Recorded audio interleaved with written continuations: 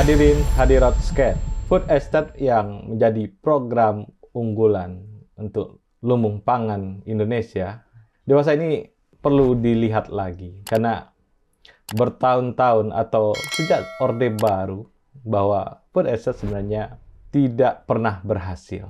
Nah, di Indonesia kalau kita bicara sistem pertanian apa yang cocok untuk Indonesia, di zaman Belanda sistem pertanian tetap berbasis kepada masyarakat atau rakyat yang punya lahan gitu ya. Tapi dia mewajibkan masyarakat untuk menyetorkan hasil pertaniannya kepada yang berkuasa waktu itu.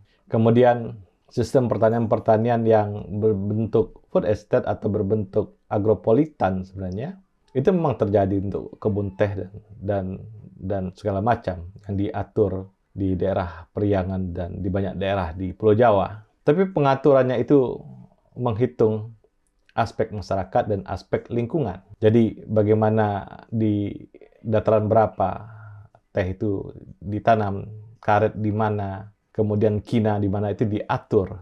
Karena banyak sekali ahli-ahli Belanda yang bisa mengetahui tipologi tanaman dengan kontur-kontur yang ada dan tanah yang sesuai. Dan Indonesia juga punya sistem inti plasma yang dipakai waktu itu, terutama untuk produk-produk yang laku di dunia internasional, misalnya produk-produk seperti udang misalnya.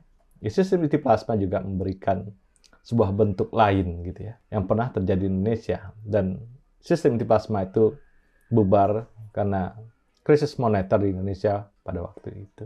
Dan para pakar atau para pegiat, aktivis lingkungan lebih suka dengan sistem pertanian yang kecil-kecil karena bisa lebih ramah lingkungan. Jadi tidak semua pohon itu dibabat. Pohon itu tumbuh di sela-sela tanaman, di sela-sela kebun-kebunnya para masyarakat, kebun-kebun masyarakat, dan juga bisa dilakukan tumpang sari misalnya di situ, dan tanaman terpelihara, masyarakat bisa hidup dari ekonomi pertanian mereka. Dan banyak hal yang bisa dilakukan di situ. Ini para ahli-ahli atau aktivis lingkungan akan berbicara itu. Sebenarnya potensinya sangat besar di Indonesia. Salah satu kendala yang paling berat di Indonesia adalah manajemen pertanian yang tidak baik di Indonesia. Sistem rantai pasok misalnya, bagaimana petani hanya mendapat keuntungan yang sedikit dibandingkan dengan para pedagang yang mendapat keuntungan yang sangat besar. Ini juga memperlihatkan manajemen rantai pasok atau manajemen pertanian Indonesia itu tidak baik. Sistem tanah-tanah kecil atau sistem kebun-kebun kecil itu juga akan memberikan efek proses pemerataan ekonomi yang baik misalnya. Selama pemerintah punya sebuah manajemen atau tata kelola pertanian yang baik. Pemerintah melakukan subsidi dengan teknik yang baik, subsidi yang sesuai, dan pembatasan produk impor misalnya tentang pertanian. Model pertanian Taiwan misalnya yang juga tidak terlalu besar ya, sedang-sedang saja, ini juga menjadi pilihan-pilihan yang bisa, walaupun belum tentu cocok juga dengan Indonesia. Kemudian Indonesia itu juga punya kekuatan dalam tanaman organik misalnya. Jadi sistem sertifikasi organik di Indonesia itu akan mendorong kelebihan produk-produk pertanian Indonesia dengan model tanaman organik. Tentunya harganya lebih tinggi dari tanaman yang tidak organik misalnya.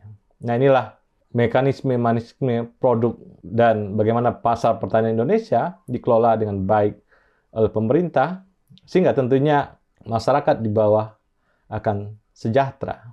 Agropolitan dan food estate sebenarnya merugikan banyak hal, terutama dalam masalah lingkungan. Banyak hutan yang dibabat untuk menghasilkan sebuah pangan, lumbung pangan nasional misalnya. Ini adalah sebuah ketakutan-ketakutan yang muncul dari aktivis lingkungan. Kemudian masyarakat adat yang tidak diajak atau masyarakat adat yang tersingkirkan di situ, ini juga memberikan persoalan sosial.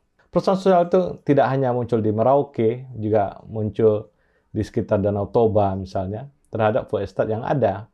Dan pemerintah harusnya kembali melihat dengan cara berbeda bagaimana mengelola pertanian di Indonesia.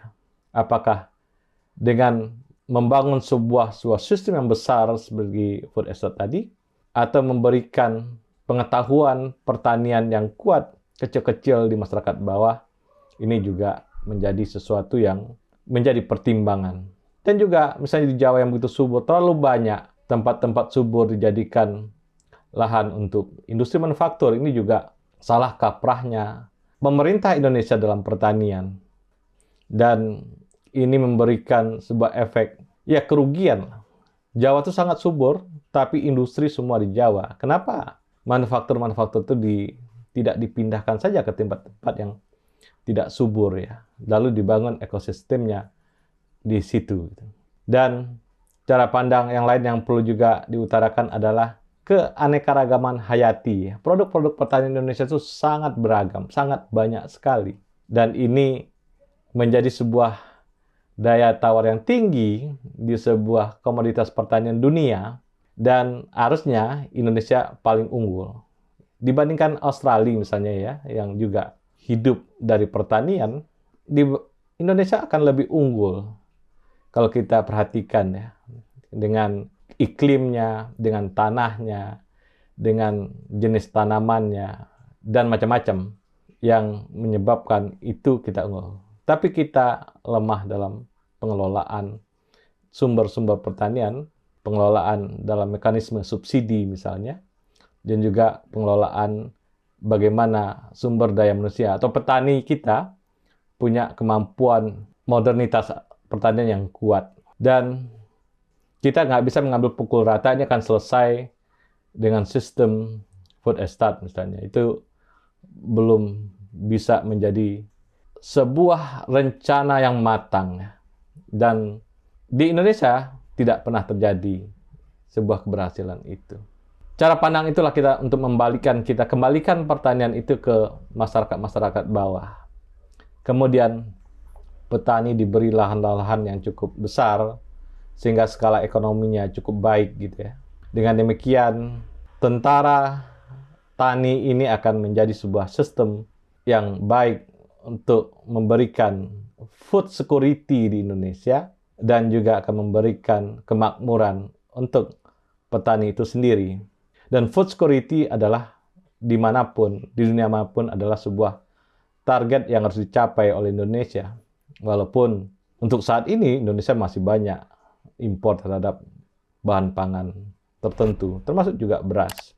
Nah inilah peluang-peluang yang harus dibangun Indonesia menjadi satu, masuk dalam food security yang baik. Yang kedua, menjadi sebuah negara dengan keanekaragaman pertanian yang banyak dan menjadi negara yang paling kuat dalam sektor pertanian.